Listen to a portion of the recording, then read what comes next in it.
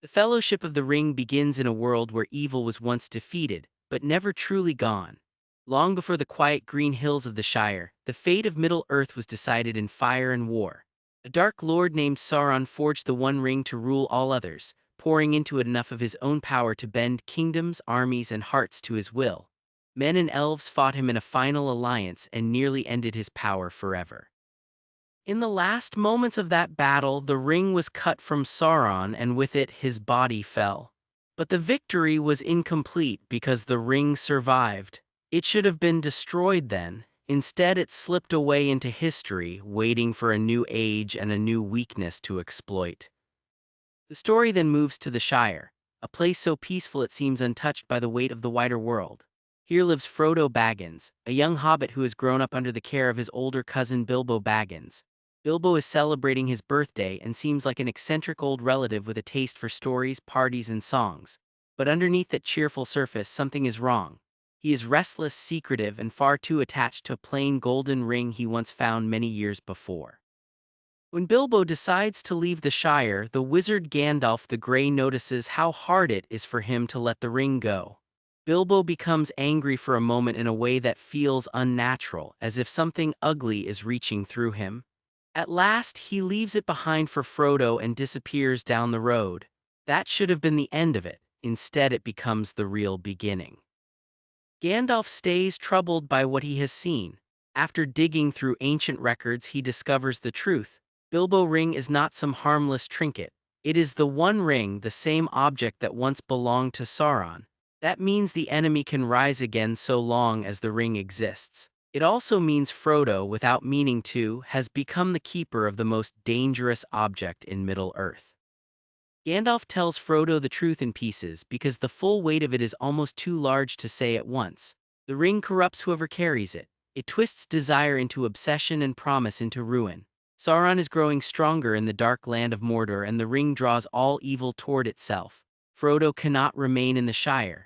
He must leave quietly and take the ring far away before the servants of the enemy come for it. At first the journey feels small, almost manageable. Frodo leaves with his gardener and friend Samwise Gamgee, and soon they are joined by Meriadoc Brandybuck and Peregrine Took, better known as Merry and Pippin. These four hobbits begin as ordinary people running from something much larger than themselves. They are frightened, underprepared, and not built for war. That is what makes their courage matter. They do not go because they feel heroic. They go because no one else can do this for them. Very quickly the danger becomes real. Dark riders in black cloaks begin hunting them across the countryside. These are the Nazgul, servants of Sauron, who no longer live as ordinary men but exist almost as fear-given shape. They do not need to understand where the ring is. They can feel its pull. Every narrow escape shows the same truth. Frodo is not carrying a burden that will let him move quietly through the world. The ring is already calling its master servants toward him. The hobbits eventually reach Bree, where Gandalf was supposed to meet them, but he is missing. Instead, they encounter a rough and mysterious ranger called Aragorn. At first, he seems dangerous in his own right, the kind of man who might be more trouble than protection. But he knows enough about the riders to understand what the hobbits are facing, and when the Nazgul attack, he proves himself as a fighter and guide. Aragorn leads them out of Bree and toward Rivendell, the hidden refuge of the Elves. The road there becomes even more dangerous because the enemy closes in faster than expected. Frodo is wounded by one of the Nazgul blades, and the injury is more than physical. It begins pulling him toward Shadow, as if the weapon is slowly changing him from the inside. Aragorn does everything he can to save him, but by the time they are joined by the elf Arwen, Frodo is fatting fast. Arwen carries him toward Rivendell with the riders crashing after her, and it becomes a race against death itself. The river rising against the Nazgul gives them a moment of rescue, but Frodo only survives because he reaches healing in time. In Rivendell, the story widens. What seemed like one desperate journey across fields and forests becomes part of a much greater crisis involving elves, men, dwarves, and wizards. Frodo wakes to find not only safety but also answers. Bilbo is still alive there, older and gentler, though even now the ring stirs something ugly in him for a split second. A council is called in Rivendell to decide the fate of the ring. Great voices argue over what should be done. Some want to use it against Sauron, others believe it should be hidden. But every option besides destruction is really just another form of surrender, because the ring cannot be mastered without mastering the one who tries to wield it. The only real answer is to take it into Mordor and throw it into the fire where it was made. That task sounds impossible because it is impossible. Mordor is the center of enemy power, and no army can simply walk in unnoticed. Yet after pride, fear, and argument threat to tear the council apart, Frodo volunteers. He does not volunteer because he is the strongest or wisest person there. He volunteers because someone has to do it, and because the burden is already his. One by one others step forward to join him. Sam because he cannot imagine letting Frodo go alone. Aragorn because he understands this fight is tied to the fate of all free peoples. Legolas the elf representing one ancient race. Gimli the dwarf representing another. Boromir of Gondor proud and brave, determined to defend his people. And Gandalf who knows better than anyone how desperate the road ahead will be. Together with Merry and Pippin, they become the Fellowship of the Ring. What follows is not one smooth journey, but a chain of tests that expose who these people are under strain. The first great obstacle is the mountain pass, where Saruman the White reveals his betrayal. Once one of the wisest allies against darkness, Saruman has turned toward power, believing he can survive only by siding with Sauron. He uses his voice and magic to block the Fellowship path with storm and avalanche, forcing them to abandon the high road. That leaves only one path left, the Mines of Moria. Moria is one of the most haunting parts of the journey because it is built from absence. It was once a great dwarf kingdom full of wealth and life. Now it is a grave. Empty halls, broken tombs, dark chambers, and the silence of a civilization destroyed by greed and things buried too deep. The Fellowship moves through this dead city knowing every sound may wake something ancient. They do find survivors there in one sense, but only as bones and final records. The dwarves dug too greedily, too deep, and brought ruin on themselves. When the danger wakes, it does not come as one enemy but as an entire flood of them. Orcs pour through the halls. A cave troll crashes into the chamber. The Fellowship survives through desperate teamwork, but the escape only drives them deeper into Moria final horror.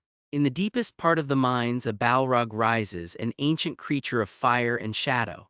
Gandalf faces it on the bridge so the others can flee.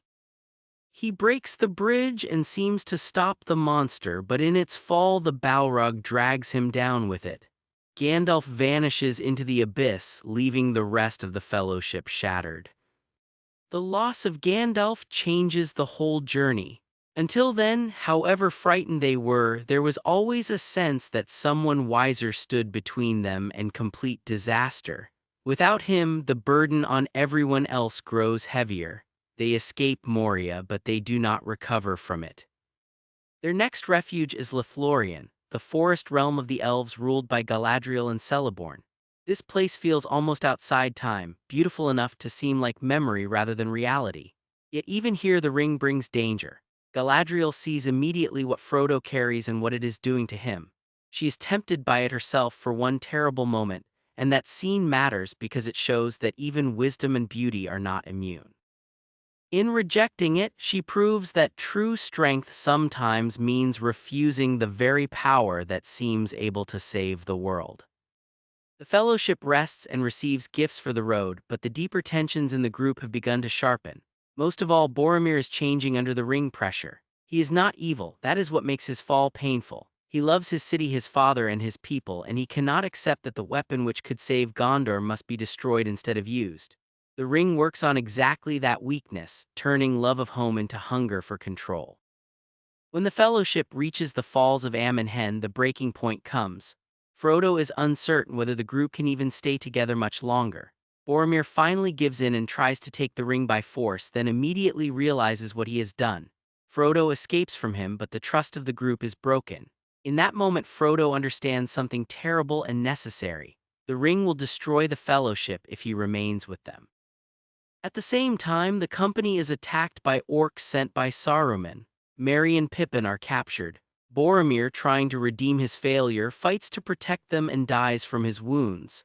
His death is tragic because it comes after he has seen the truth too late. He falls not as a villain, but as a good man who was not strong enough to bear what the ring awakened in him. Aragorn is with him in those final moments, and that matters because Boromir recognizes the nobility he once doubted.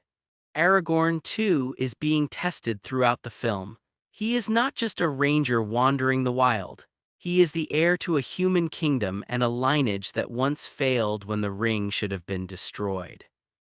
Frodo tries to leave alone, knowing the ring is too dangerous to let friendship become another path to corruption.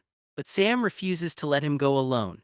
He runs into the water after Frodo even though he cannot swim, nearly drowning just to prove a point no words could carry. His loyalty is absolute. Frodo pulls him into the boat, and together they leave the others behind, heading toward Mordor on their own. The Fellowship is broken but not defeated.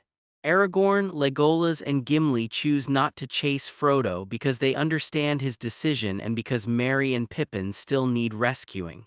Boromir is laid to rest, carried downriver with honor. The original quest has split apart into several paths, but each path still serves the same war. The Fellowship of the Ring works because it begins as an adventure and slowly reveals itself as a test of character. Every major person is confronted by the same question in different forms. What do you do when power offers to turn your best intention into your worst self? Some resist, some falter, some fall too late, and at the center of it all is Frodo, not because he is fearless, but because he keeps moving while afraid. It is also a story about scale. The fate of kingdoms rests not in the hands of the strongest warrior or the loudest king, but in the endurance of the smallest people anyone would have expected. So the Fellowship of the Ring ends not with triumph but with separation, mourning, and resolve. Gandalf is gone. Boromir is dead. The company is broken apart, but the journey to Mordor has truly begun, and the hope of Middle-earth now rides forward in a small boat carrying two frightened friends into darkness.